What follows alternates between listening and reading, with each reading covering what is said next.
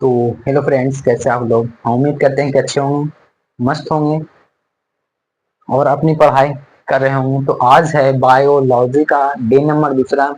इसके पिछले क्लास में हम लोग पढ़ चुके थे, ठीक है, जिसमें पोषण देखे थे। जैव प्रकर्मण किसे कहते हैं, पोषण कितने प्रकार के होते हैं, कौन कौन से पोषण होते हैं, वह सारा चीज देख लिए हैं। अब उसके आगे से यानी आज हम लोग पढ़ेंगे प्रकाश संश्लेषण क्या है। और डे नंबर आज दूसरा, इससे पहले थोड़ा सा रिवीजन हो जाए, ठीक है, तब अच्छा रहेगा और याद भी हो जाएगा आपको। तो थोड़ा सा रिवीजन हो जाए।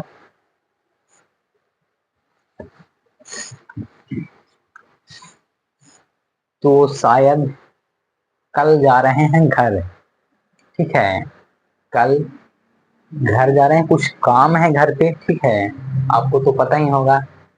उसके बाद छठ पूजा है, तो छठ पूजा के बाद आपसे मिलेंगे।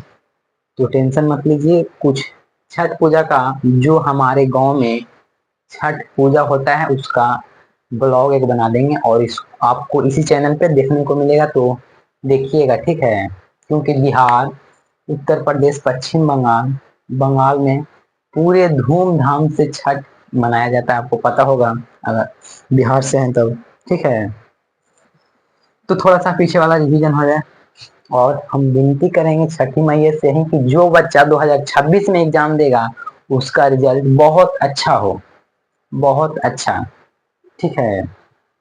तो आप लोग जो पिछला है उसको रिवीजन कीजिएगा और चैप्टर मैथ का समाप्त हो गया उसको बनाइएगा, प्रैक्टिस कीजिएगा, क्योंकि प्रैक्टिस सबसे ज्यादा जरूरी है आपके एग्जाम की दृष्टि से, ठीक। तो थोड़ा सा रिवीजन हो जाए। जैव प्रकरण पढ़ाए थे, तो जैव प्रकर्मण क्या है इसके बारे में बता दिए थे। उसके बाद बताए थे पोषण क्या है, पोषण कितने प्रकार के होते हैं, दो प्रकार के, स्व पोषण, पर पोषण। पर पोषण कितने प्रकार के होते हैं, तीन प्रकार के,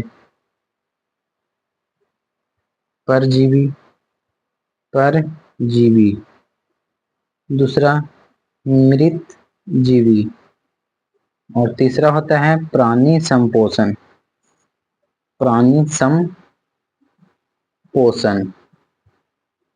प्राणी संपोषण। तो फिर से एक बार समझा देते हैं, इससे पहले एक बार हम देख लेते हैं वीडियो की क्वालिटी अच्छी है या नहीं, क्योंकि अगर बंद हो जाएगा तो सब जो बताएंगे वह बेकार हो जाएगा। तो इतना तक हम लोग पिछले क्लास में पढ़ चुके थे, अगर आप नहीं देखे हैं तो उसको देखिएगा, ठीक है। चलिए फिर से बता ही देते हैं थोड़ा थोड़ा। जैव प्रकर्मण क्या है, तो जैव प्रकर्मण वैसी प्रक्रिया है जिसमें के द्वारा शरीर मानव अपने जिसके द्वारा जीवन में अनुरक्षण होता है। जैव प्रकर्मण वैसी प्रक्रिया है जिसके द्वारा कोई जीव अपने जीवन में अनुरक्षण करने की, अच्छा, ठीक है ना। हाँ हाँ, जीवों के शरीर में होने वाली वे सभी क्रियाएं जिसके द्वारा जीव अनुरक्षण करते हैं, बस यही होता है जैव प्रकर्मण। आएगा नहीं, अभी तक आया नहीं है। उसके बाद पोषण, हाँ पोषण काफी ज्यादा महत्वपूर्ण है। पोषण 2 अंक में आने की संभावना या 4 अंक में। तो पोषण किसे कहते हैं, तो मानव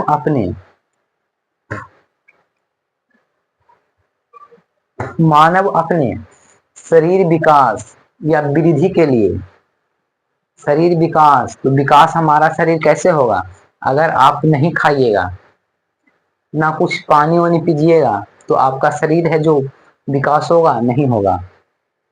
और थोड़ा सा बाल दिखाई दे रहा होगा ऊट पटांग टाइप का, ठीक है, क्योंकि आज तो शैम्पू का यूज कर लिए थे इसलिए ऐसा दिखाई दे रहा होगा, ठीक।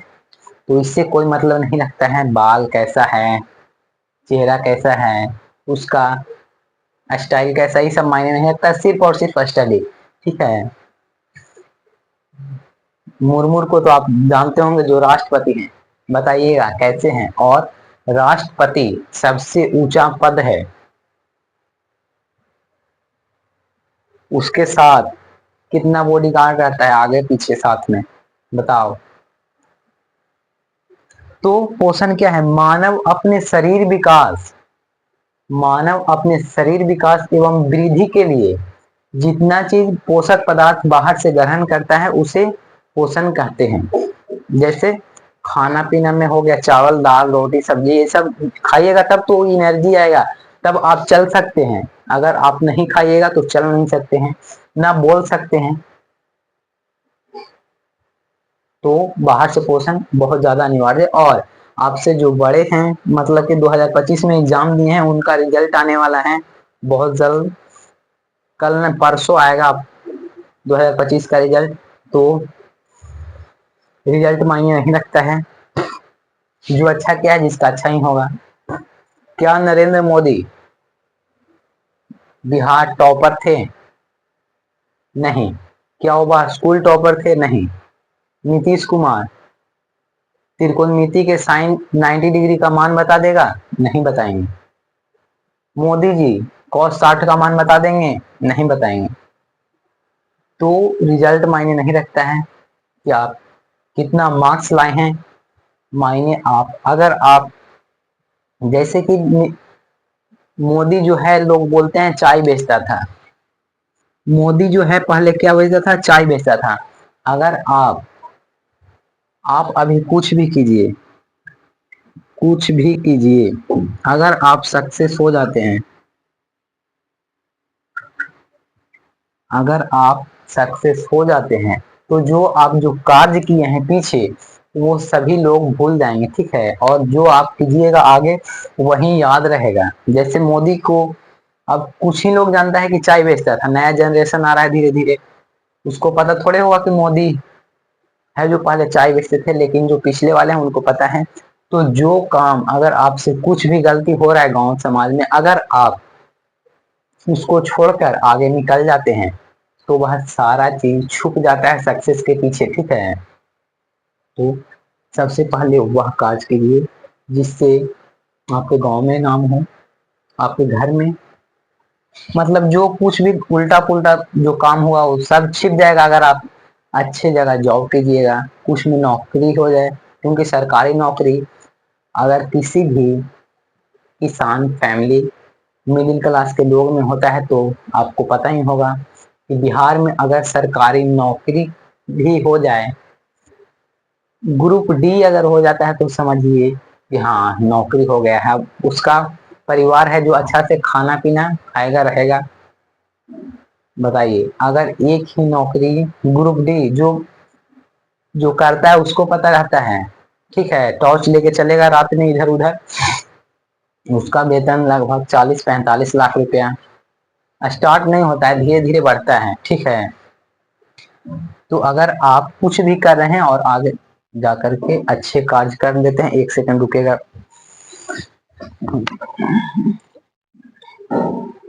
हाँ, कुछ भी करते हैं उल्टा पुल्टा काम, जो हो गया उसको छोड़ दीजिए और आगे की तैयारी लगिए।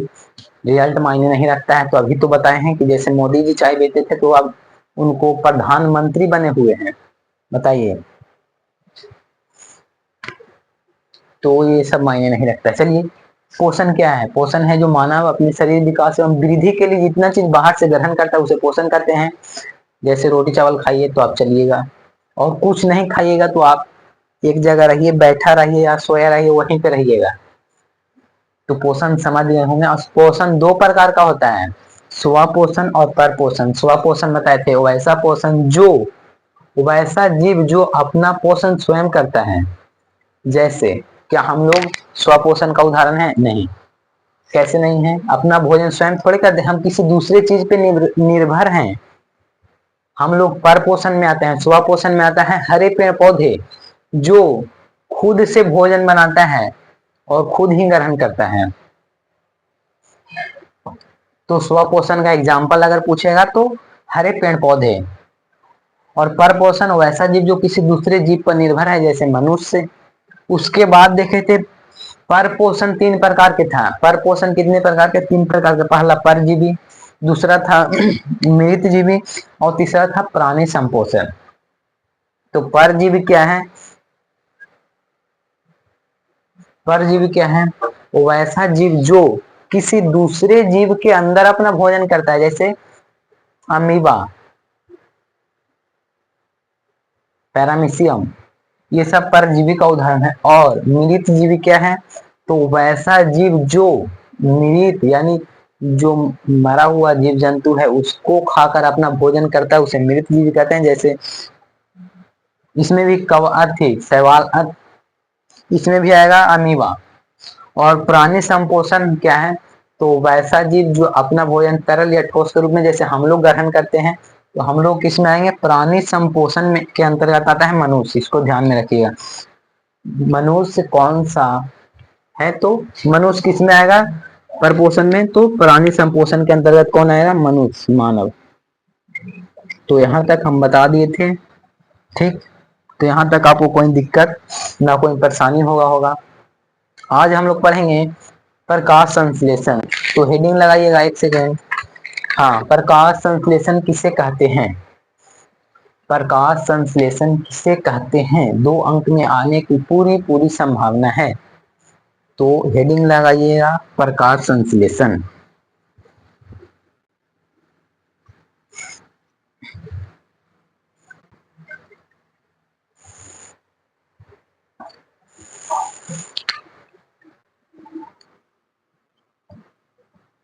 प्रकाश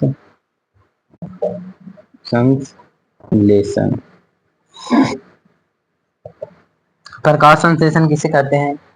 पेड़ पौधा सूर्य प्रकाश तथा क्लोरोफिल की उपस्थिति में कार्बन डाइऑक्साइड जल से अभिक्रिया करके ग्लूकोज, ऑक्सीजन तथा जल बनाता है। जब पेड़ पौधा सूर्य पर, पहले लिख देते हैं, पेड़ पौधा सूर्य प्रकाश, राइटिंग थोड़ा सा उल्टा हो रहा है। पेड़ पौधा सूर्य प्रकाश तथा क्लोरोफिल की उपस्थिति, पेड़ पौधा सूर्य प्रकाश तथा क्लोरोफिल की उपस्थिति में कार्बन डाइऑक्साइड का सूत्र बताइएगा। कार्बन डाइऑक्साइड का सूत्र क्या होता है? तो CO2, कार्बन डाइऑक्साइड। पेड़ पौधा सूर्य प्रकाश तथा क्लोरोफिल की उपस्थिति में कार्बन डाइऑक्साइड जल से अभिक्रिया करके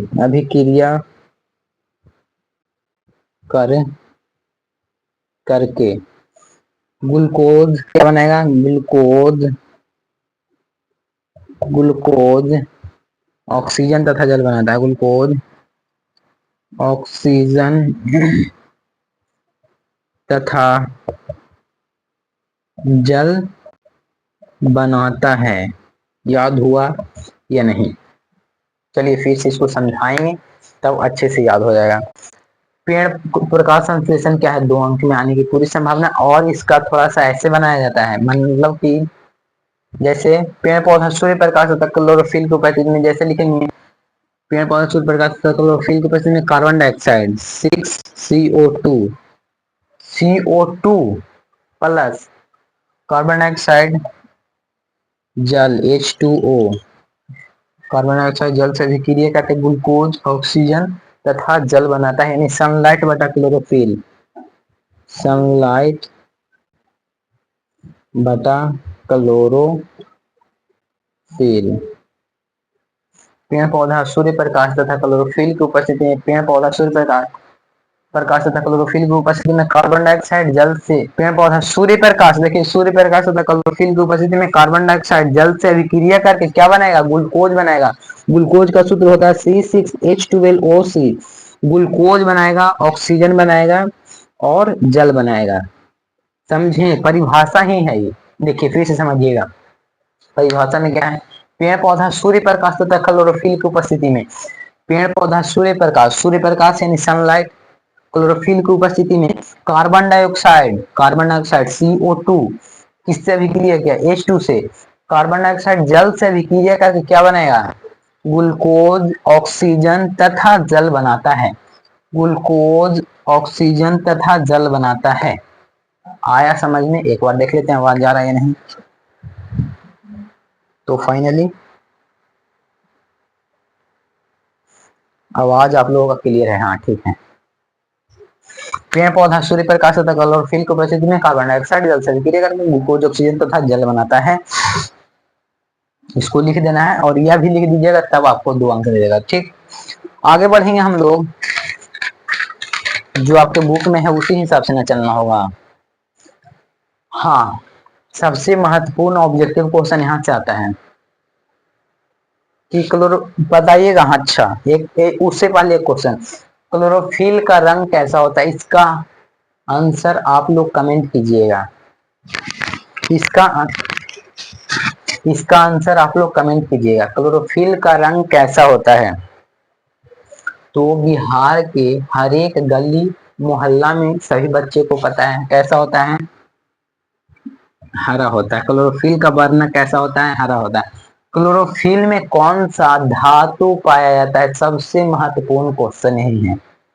तो क्लोरोफिल में मैग्नीशियम धातु, नोट में लिखिएगा, नोट में क्या लिखना है? क्लोरोफिल में, क्लोरोफिल में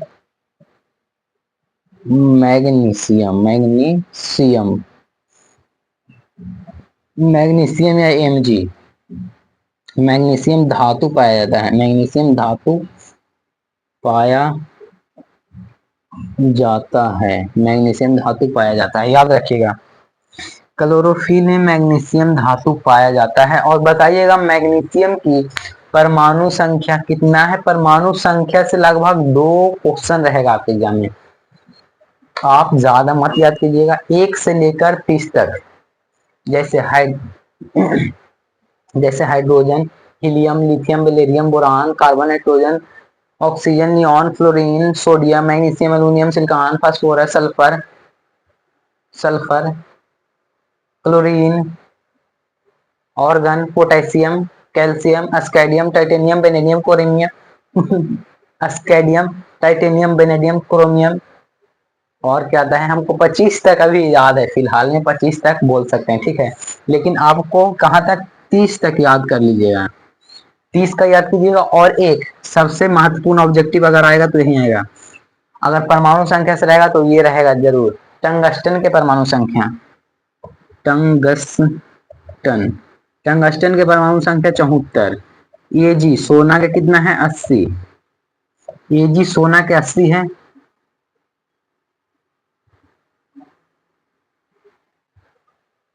सोना का 80 हमें डाउट है कि सोना के 79 है कि 80 है। थोड़ा सा रुक जाइएगा, हमको उतना डाउट है, थोड़ा सा रुक, इसको मत, इसको हम कल बताएंगे 100%, ठीक है। और जो जो महत्वपूर्ण है ना, बोले हैं कि 30 तक याद कीजिएगा, और आगे जो महत्वपूर्ण है उसको बता देंगे। जैसे टंगस्टन के, आज से याद रखिए, टंगस्टन के परमाणु संख्या 74 और इसे W द्वारा, टंगस्टन को W के द्वारा सूचित किया जाता है, उसका परमाणु संख्या 74 है, याद रखिएगा, ठीक। तो मैग्नीशियम के पूछे थे, तो मैग्नीशियम के परमाणु संख्या कितना है बताइए? तो मैग्नीशियम के परमाणु संख्या 12 है। कैल्शियम का कितना है? 20 है।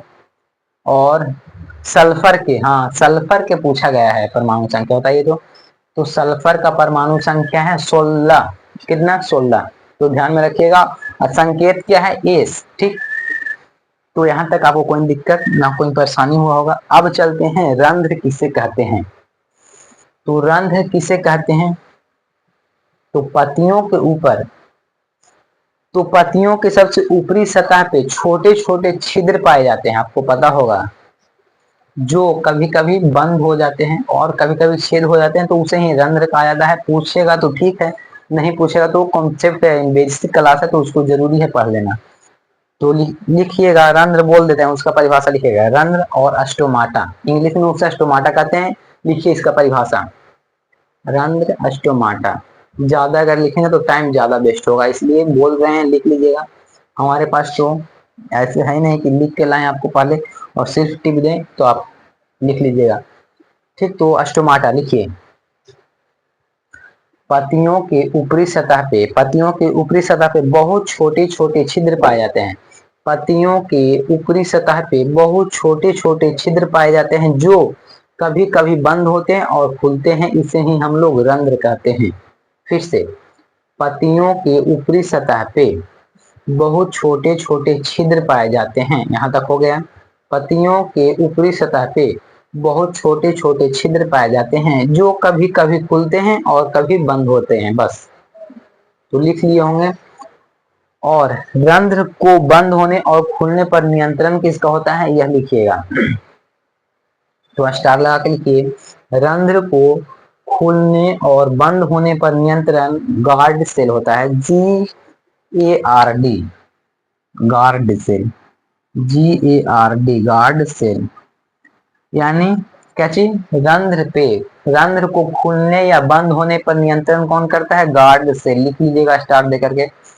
उसके बाद आता है हम लोगों के लिए प्रकाश संश्लेषण के लिए आवश्यक 4 पदार्थ कौन कौन से हैं जिससे प्रकाश संश्लेषण होता है। तो पहला में है जल, कार्बन डाइऑक्साइड, सूर्य प्रकाश और क्लोरोफिल। तो यहाँ तक आपको कोई दिक्कत ना कोई परेशानी हुआ होगा।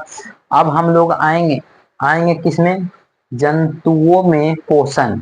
यहाँ तक देखे थे हम लोग पेड़ पौधा में। अब देखेंगे जंतुओं में पोषण। ठीक है, एक सेकंड देख लेते हैं वीडियो कितना मिनट का हुआ है। ज्यादा मिनट को बना देने से ठीक नहीं होता है। तो आज हम आपको समझा देते हैं कि हमारे शरीर में पाचन के बारे में, डाइजेस्टिव सिस्टम के बारे में यहाँ से पढ़ना स्टार्ट होगा। तो आज पूरा डाइजेस्टिव सिस्टम का पार्ट बना के आपके सामने होगा और उसको हम आएंगे छठ पूजा के बाद तो आपको हम पूरी लिखवा देंगे, तो टेंशन मत लीजिए। तो यहां से लगाइएगा मानव में पोषण यानी जंतुओं में पोषण। यहीं तक आपको पूछेगा पेड़ पौधा में।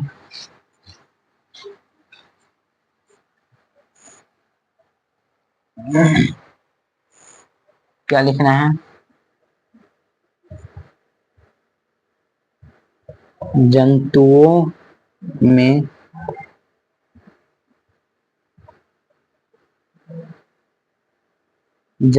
में पोषण, यही है। तो जंतुओं में पोषण, एक सेकंड रुकिएगा। हाँ, विभिन्न प्रकार के जीवों में भोजन को पचाने के लिए विभिन्न प्रकार के अंग पाए जाते हैं, जैसे मानव में अलग हैं। ठीक। हाँ, तो यहाँ से आता है मनुष्य में पाचन तंत्र। मनुष्य में पाचन तंत्र, मनुष्य में पाचन।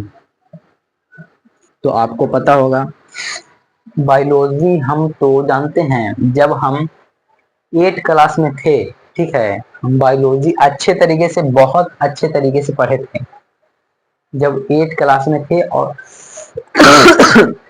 8 क्लास में थे तो सुपर 30 नाम का एक हमारे हमारे गांव के ही टीचर हैं, अभी भी हैं। उनको बीपीएससी द्वारा, जो बीपीएससी थ्रू एग्जाम दिया गया था उसमें सिलेक्शन हो गया, तो अभी वह ड्यूटी कर रहे हैं। ठीक है, तो जब हम 8 क्लास में थे तो हम जानने लगे थे, जब लॉकडाउन आया था ना, तो सभी पहले हम जाते थे प्राइवेट स्कूल में लगभग 5 साल।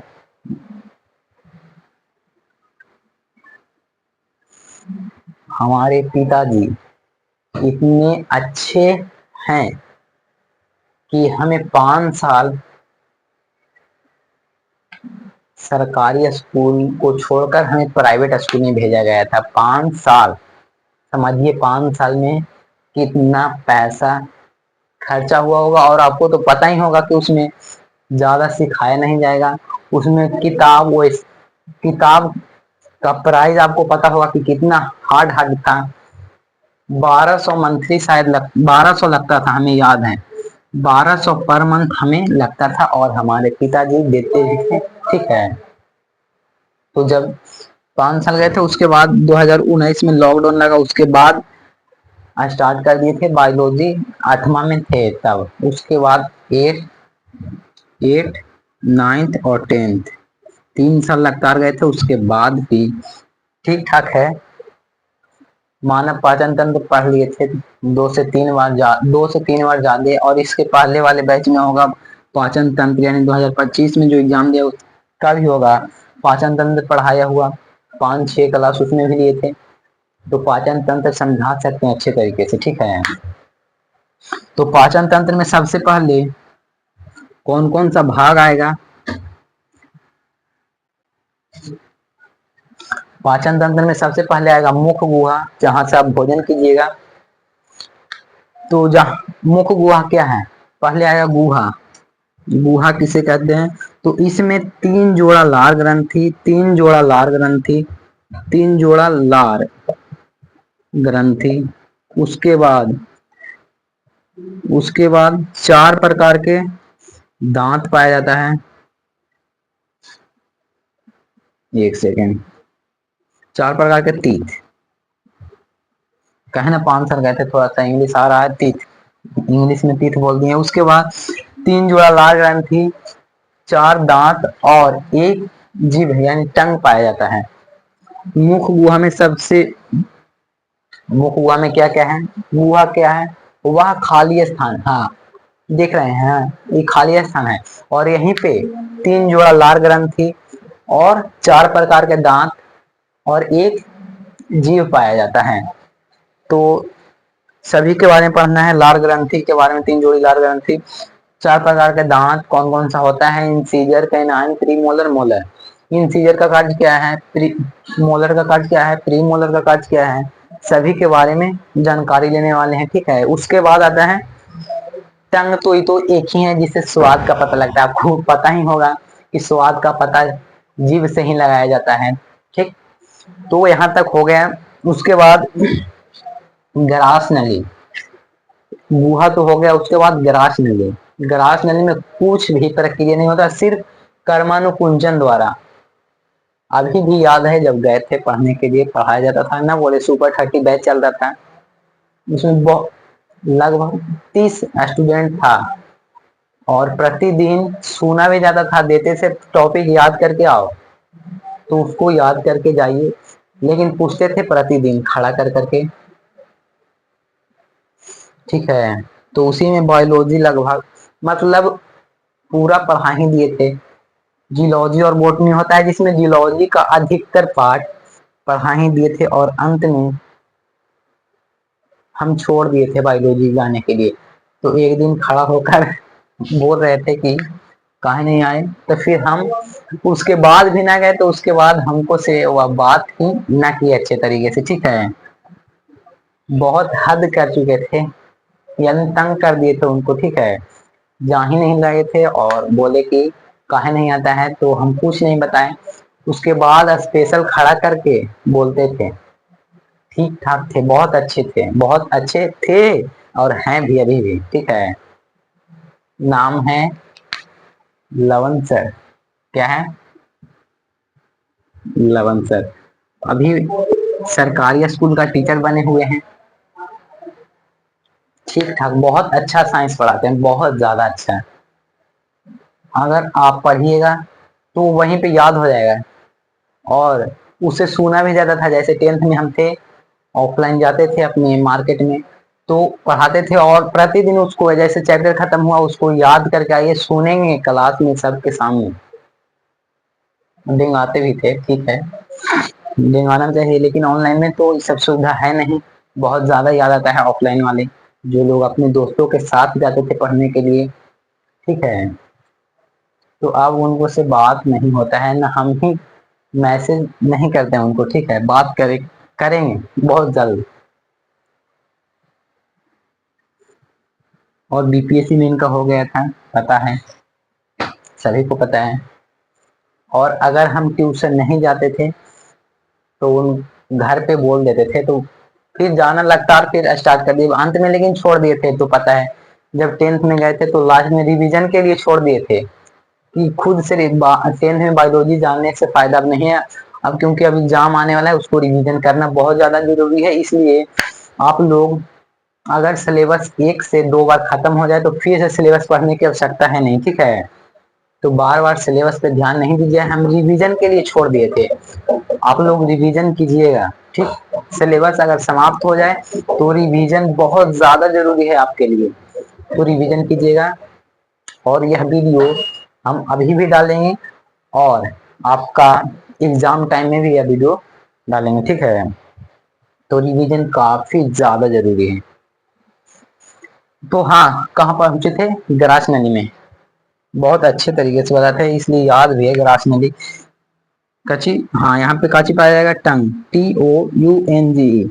ये सब कमाल है कहाँ का, प्राइवेट स्कूल का। थोड़ा सा इंग्लिश में लिखने यानी राइटिंग सुधर गया था। ये बात है कि अगर आप कंटिन्यू किसी स्कूल में गए होंगे आप भी, तो ये बात है कि वहाँ प्राइवेट स्कूल में कुछ हो या ना हो, लेकिन राइटिंग प्रतिदिन लिखकर ले जाना जाता था, लेके जाया जाता था। तो राइटिंग सुधर गया है, कुछ राइटिंग सुधरा है, ये बात हम कहते हैं कि वहां से राइटिंग में सुधार आया है।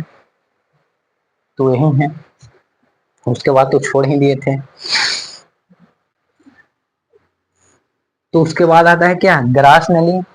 तो यहाँ लिखेंगे, ये हो गया मुख कुआ के बारे में जान गए। तीन जोड़ीदार ग्रंथि पाया जाएगा, पैरोटीड, सबलिंगुअल और सब मैंडिबुलर। याद है देखिए, सब पैरोटीड ग्रंथि सबसे पहला याद रखिएगा, पैरोटीड, और दूसरा सब लिंगुअल और सब मैंडिबुलर। पैरोटीड ग्रंथि सबसे बड़ा ग्रंथि, और पैरोटीड ग्रंथि जो है ना, एक सेकेंड, पैरोटीड ग्रंथि जो है ना, सांप में जहर का कार्य करता है, सांप में जहर का कार्य करता है पैरोटीड ग्रंथि। ठीक, तो यहां तक हो गया। अब ग्रास नली के बारे में भी जान गए। ग्रास नली, ग्रास नली जान गए। यहाँ भोजन कर्मानुकुंचन द्वारा, कर्मानुकुंचन द्वारा कहा जाएगा, अमाशय में। अमाशय के कितने भागों में बांटा गया है उसको देखिए। इसके बाद आता है अमाशय। अमाशय जब आएंगे ना छठ के बाद, तो आपको हम अच्छे तरीके से फिगर बताएंगे बनाने के लिए। और 5 अंक में आता है कि पाचन तंत्र का वर्णन कीजिए चित्र सहित, और हम दिए थे तो यही आया था। अन्यथा आप देख सकते हैं, झूठ नहीं बोले हैं। अगर आप 2024 के सेकंड पाली का क्वेश्चन होगा खोजेंगे तो मिलेगा, अभी भी होगा हमारे पास।